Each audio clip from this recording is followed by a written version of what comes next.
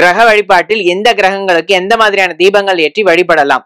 கிரக வழிபாட்டிற்கு நம்ம ஃபர்ஸ்டே சொன்ன மாதிரி நவதானியங்கள் தானமாக கொடுக்கறது தான் ரொம்ப சிறப்பு. அதுக்கு அடுத்தது பார்த்தோம்னா தீபங்கள் ஏற்றுவது. ஸோ இந்த 9 கிரகங்களுக்கும் நம்ம தூய பசு நெய்ல தீபம் ஏற்றுறது ரொம்ப விசேஷம். எந்த விதமான தோஷங்கள் இருந்தாலும் நிவர்த்தி ஆகும். இதுல நம்ம 3 எண்ணெய்கள் தான் பொதுவாக பயன்படுத்தலாம். ஸோ நல்லெண்ணெய் அப்படிங்கிறது சனீஸ்வர பகவானுக்கு ரொம்ப உகந்த எண்ணெய். ஸோ நல்லெண்ணெயில தீபம் ஏற்றும் பொழுது நவக்கிரக தோஷங்கள் விலகுது. பசும் நெய்யில நமக்கு தீபம் ஏற்றும் பொழுது குருவினால் ஏற்படக்கூடிய தோஷம் மற்றும் சுக்கிரனினால் ஏற்படக்கூடிய தோஷம் இது விலகுது.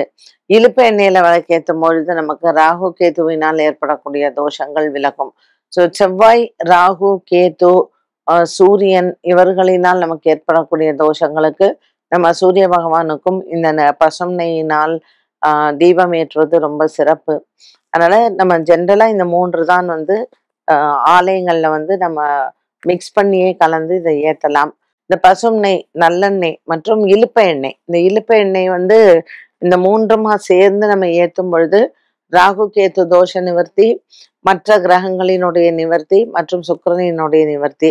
ஸோ சூரியனுக்கும் ரொம்ப உகந்தது இந்த 3ம் கலந்த எண்ணெய் தான். இலுப்ப எண்ணெய், நல்லெண்ணெய் மற்றும் நெய், இந்த 3ம் கலந்து ஏற்றினால் நவகிரக தோஷங்கள் தீரும். என்ன நேயர்களே, இன்றைய சுபதினம் நிகழ்ச்சி அனைவருக்குமே பயனுள்ளதாக அமைந்திருக்கும்.